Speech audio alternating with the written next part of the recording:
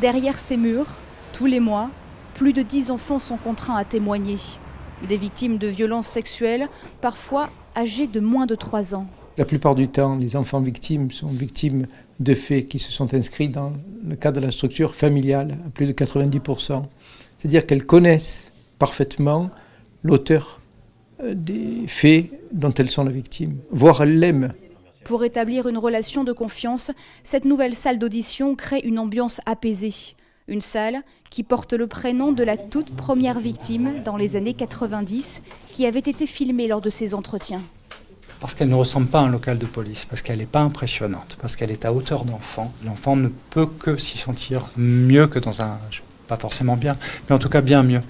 Les enquêteurs de la brigade des mineurs témoignent à visage masqué par mesure de sécurité et de confidentialité. Des policiers qui, pour libérer la parole des enfants, utilisent des outils sous forme de jouets.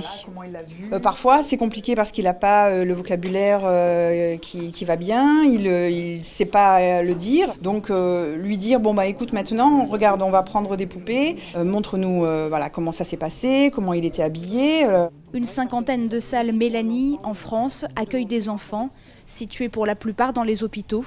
Les auditions y sont intégralement filmées pour éviter à ces victimes de subir des entretiens à répétition, une évocation des faits toujours douloureuse.